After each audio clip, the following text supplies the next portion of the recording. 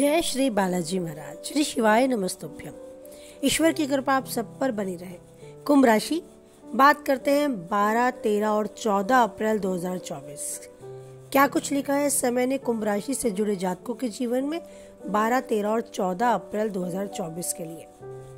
कुंभ राशि से जुड़े जातकों के लिए ये समय काफी हद तक सामान्य जाएगा, लेकिन आपको अपने करियर कारोबार के सिलसिले में लंबी या छोटी दूरी की यात्रा करनी पड़ सकती है। आपके सामने कुछ एक बड़े खर्चे भी आ सकते हैं। हालांकि खर्च के साथ साथ विभिन्न स्रोतों से आपको धन की आवक भी बनी रहेगी। भूमि भवन के क्रय विक्रय की कामना अगर है तो वो पूर्ण होती नजर आएगी। वाहन खरीदने की भी सोच रहे हैं तो आपके मन की इच्छा पूर्ण होगी।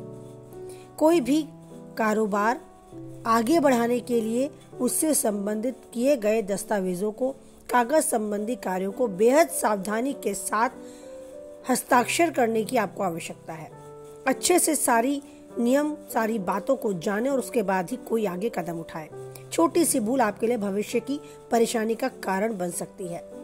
आपको नियम कानून तोड़ने या फिर किसी प्रकार से कोई झूठ, कोई धोखा ऐसा करने से बचना होगा। किसी भी कंडीशन में तेजपंथी ना दिखाएं, अन्यथा आपका सम्मान तो जाएगा ही, आपको अपयश तक झेलना पड़ेगा।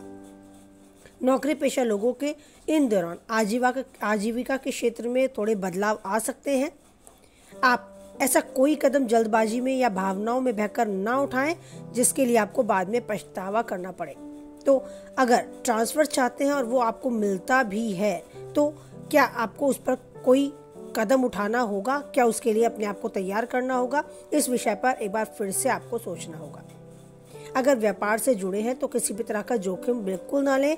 कहीं भी धन निवेश करने से पहले काफी अच्छे से उसकी जांच पड़ताल कर लें। निजी जीवन की बात करें तो सज्जनों के साथ शिकवा शिकायतें आपको थोड़ी बहुत झेलनी पड़ सकती हैं।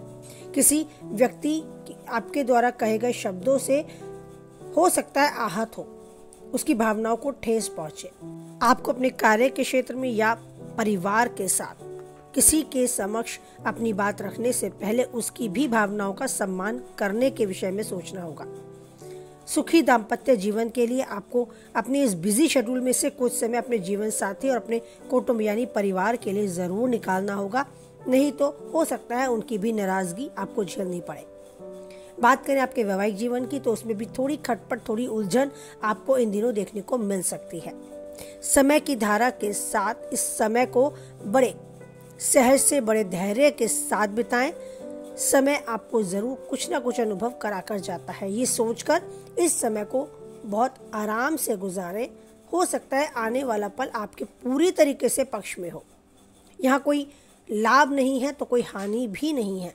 रिश्तों में उलझन सुलझने की ओर बढ़ेगी, लेकिन उसके लिए आपको थोड़ी समझदारी, थोड़ी बुद्धि और विवेक के साथ आगे बढ़ना होगा। अपने साथी के, अपने पार्टनर की भावनाओं का सम्मान करें और किसी भी कंडीशन में ऐसी स्थिति पैदा ना होने दें कि उनकी भावनाओं को ठेस पहुंची या आपके कुछ कटु शब्द उनके हृदय में जगह बना गए। बस इतना आपको ध्यान रखकर चलना है। इन दिनों सेहत के प्रति जरूर सचेत रहना है। अच्छे खान पान को, अनुशासित दिनचर्या को अपने जीवन में बनाए रखना है।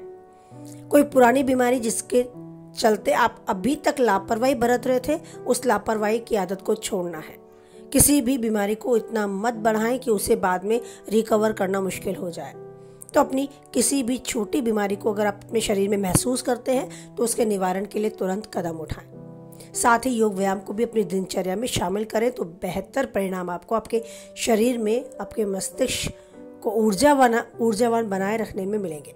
और साथ ही उस ईश्वर का धन्यवाद करते चले क्योंकि उसी ने आपको ये सुंदर जीवन दिया है। कभी आपने पौधों को देखा है जिन्हें आप बहुत अच्छे से पालते हैं, अच्छा खाद देते हैं, पानी देते हैं, हवा देते हैं और उम्मीद रखते हैं कि बहुत सुंदर सा फूल इस पे खिलेगा, लेकिन हमारी लाख कोशिश, हमारी लाख मेहनत और उम्मीदों के बाद भी फूल नहीं खिलता।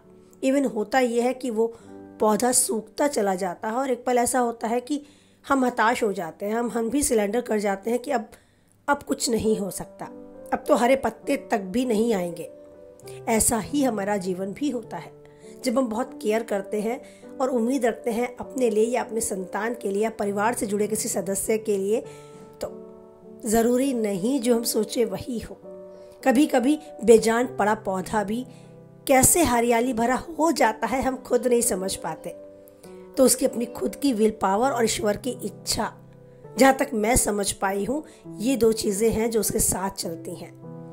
बहुत देख रेख के बाद भी, बहुत परवाह, बहुत अच्छे से जीवन को जीने की राह पर भी चलते चलते हम अपने जीवन को अपने अनुसार नहीं ढाल सकते, हरा भरा नहीं कर सकते। और कई बार उसका जीवन बहुत अच्छा हो जाता है जिससे उम्मीद ही नहीं होती, जो बहुत अच्छे कॉलेज में नहीं पढ़ता, बहुत अच्छे कपड़े नहीं पहनता, बहुत अच्छे ऊंचे शानदार परिवार से नहीं होता, वो भी अपना जीवन बहुत बेहतर बना लेता है। तो हमें उस ईश्वर के साथ अपने आप का कनेक्शन बनाए रखना है, नहीं छोड़ना है उस ईश्वर का हाथ, बस उसका हाथ थाम के जीवन जीते जाना है। भले ही हमें वो खाद, वो मिट्टी, वो पानी, वो हवा ना मिले, पर वो ईश्वर का साथ है जो हमें एक विल पावर देता है, जीवन जीने के लिए आगे बढ़ते रहने की ऊर्जा देता है। और बस उसका वो आशीर्वाद और वो हमारी ऊर्जा मिलकर हमारे जीवन को हरा भरा और खुशनुमा कर देंगी। इसी उम्मीद, इसी आशा के साथ वाणी को विराम देते हैं कि आपका जीवन भी ऊर्जावान हो, हरियाली से भरा हो और खुशनुमा हो। आप जो चाहते हैं वो पाएं, उन्नति के शिखर तक बढ़ते जाएं। इसी उम्मीद, इसी कामना के साथ वाणी को विराम देते हैं। कुछ हद तक वीडियो से आप सहमत रहते हैं तो प्लीज़ लाइक करें, किसी के काम की पाते हैं तो उस तक शेयर करें, और पहली बार चैनल पे हैं, आगे बने रहना चाहते हैं तो चैनल को सब्सक्राइब करें। ईश्वर पर बनाए रखें आप अटूट विश्वास, क्योंकि एक वही है जो किसी भी परिस्थिति में नहीं छोड़ेगा हमारा साथ। इसी उम्मीद के साथ बोले जय बालाजी महाराज, जय माता दी।